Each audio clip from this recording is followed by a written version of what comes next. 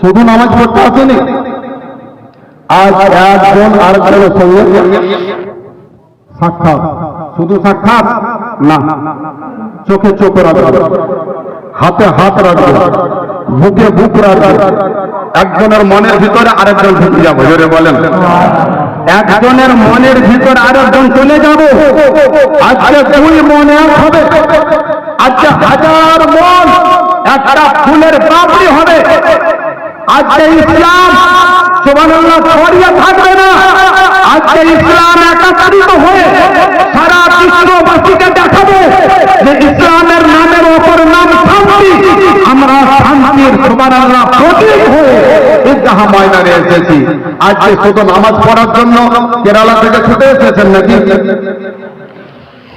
লাচ্চা সময় খাওয়ার জন্য কেরালা থেকে ছুটে এসেছেন না।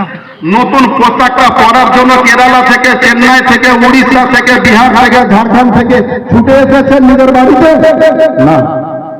আজকে এসেছি জালিবাগান গ্রামের এ প্রান্ত থেকে ও প্রান্ত, উত্তর থেকে দক্ষিণ, পূর্ব থেকে পশ্চিম, আমাদের এই যে একটা গ্রাম, এই গ্রামটা আল্লাহর রহমতের গ্রাম।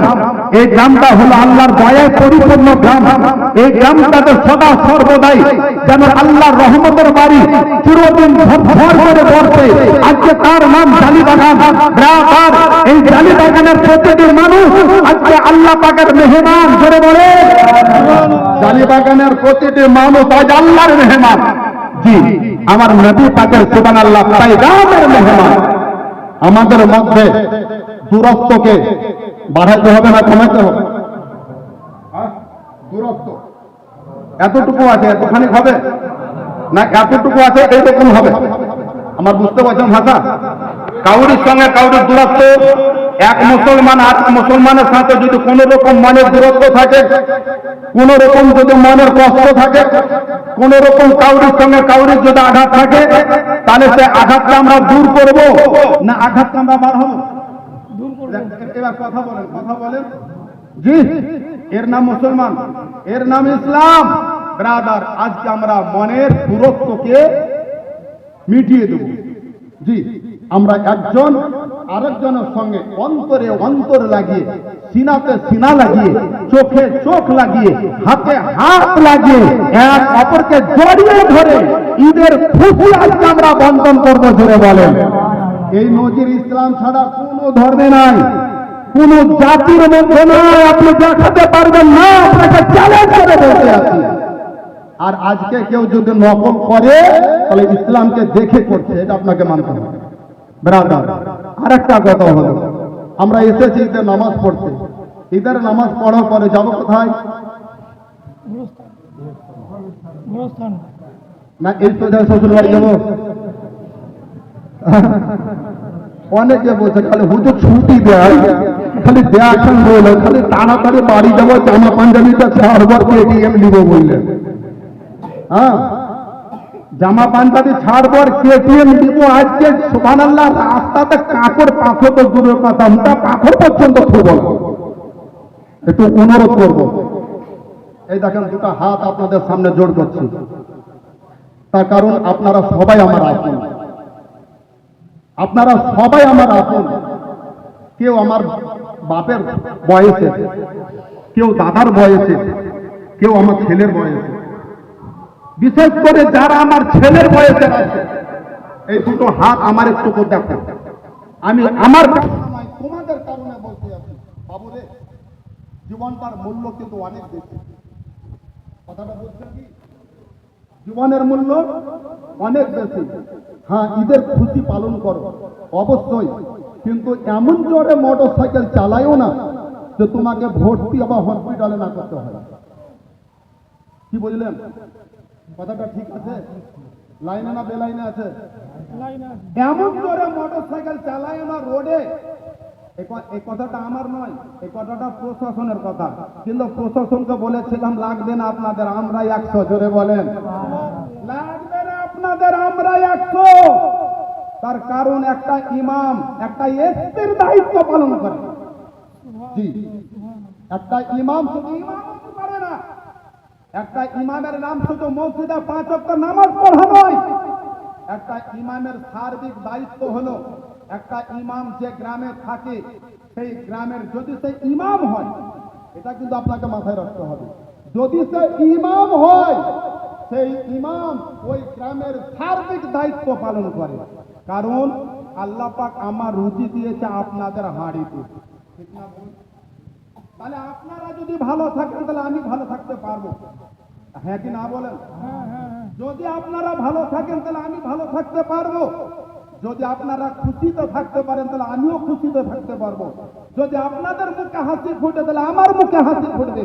ব্রাদার, এই কারণে বলতে আছি আরেকটা কথা, এটা অ্যাডভার্টাইজ করছি না, আল্লাহকে সাক্ষী মেনে বলতে আছি, এমন একটা দিন যায় না বেশিরভাগই যে আপনাদের জন্য দোয়া না করে আমি সকালকার খাবার খাই। এর প্রমাণ আমার মুসল্লিরাই আছে। মুসল্লিরা ফজরে নামাজ পড়ে বার হয়ে যায়, আমি একটু আলাদা করে বসি, বসি না জি, আমি একটু আলাদা করে বসি। এই বসার ভিতরে যে কি তত্ত্ব আছে এটা আর প্রকাশ করবো না, খালি আপনারা বুঝে নেবেন যে মানুষটা আমাদের জন্য কিছু চায়। জি, এই মানুষটা আমাদেরকে একটু আপন করতে চায়, এই মানুষটা আমাদের নিকটে করতে চায়।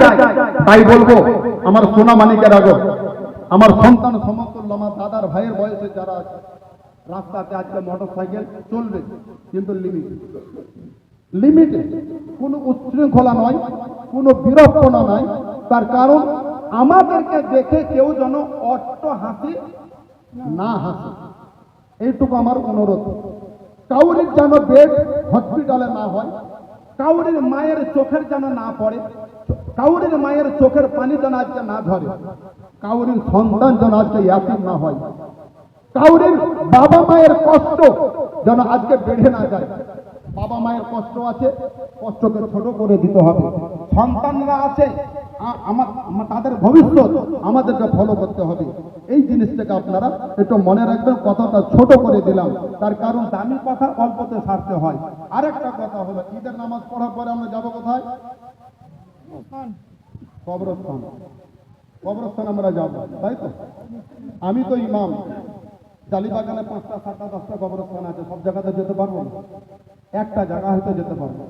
সেখান থেকে শুধু জালিবাগানে মানুষের জন্য দোয়া করি তা নয়, বিশ্বের সমস্ত মুমিন মুসলমানের জন্য আজকে আমরা দোয়া করবো। বলুন আমিন, সকলে বলুন আমিন, আরেকটু জোরে বলুন আমিন। সকলের জন্য আজকে দোয়া করবো, শুধু আমি নয়, আপনারা সকলে আজকে তাম বিশ্বের মুমিন মুসলমান সবাই সবারই জন্য দোয়া করবে। আপনি কারোর জন্য দোয়া করবেন তো আপনার জন্য কেউ দোয়া করছে, কাজে একজনের দোয়া আরেকজনের জন্য আল্লাহ রহমত হয়ে গেছে।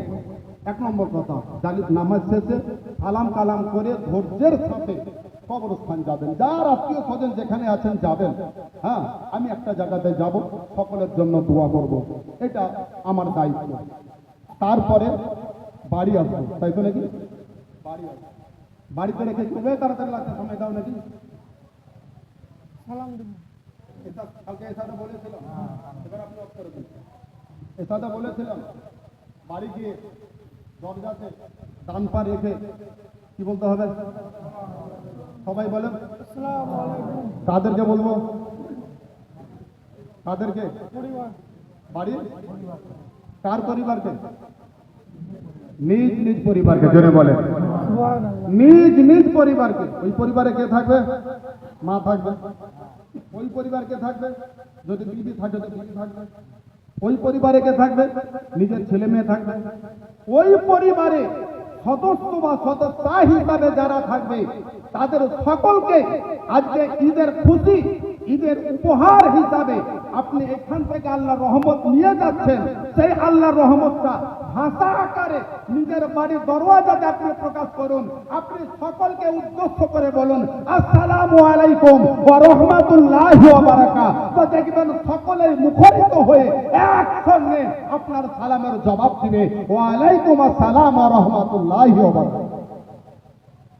যদি কেউ না করে থাকেন তো হয়তো প্রথম দিনে লজ্জা লাগবে, কিন্তু এটা লজ্জার কোনো কারণ না, এটাই হলো নীতি, এর নাম হলো ইসলাম, এর নাম হলো আদর্শ, এটাই হলো আল্লাহ রসুলের পয়গাম।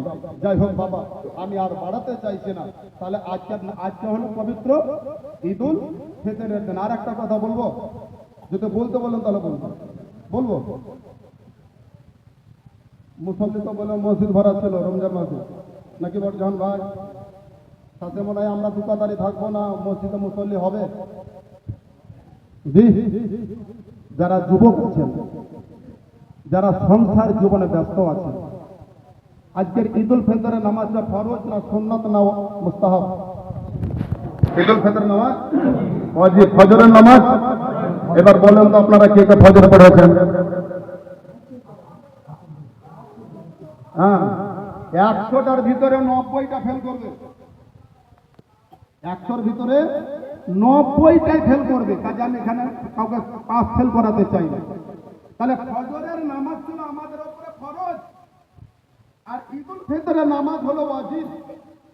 আজকে ওয়াজিব নামাজ বছরে একদিন পড়ার জন্য যদি আপনাকে এত আতর খসু নতুন পোশাক লাগাতে হয়, তাহলে আপনার উপরে ফজর থেকে এসা পর্যন্ত 5 ওয়াক্তের নামাজ আপনার উপরে ফরজ। তাহলে আপনাকে ওই নামাজ কোন ভালোবাসার সাথে আপনাকে আদায় করতে হয়। তো মুসলমান আমার ভাই সকল বাবা জীবন, আমরা গোড়াকে কিন্তু ছেড়ে দিচ্ছি আর আগালকে ধরে টানাটানি করছি না। এই নামাজটা ঈদ উল ফিতরের নামাজ, আল্লাহর তরফ থেকে উপহার হিসাবে নামাজ।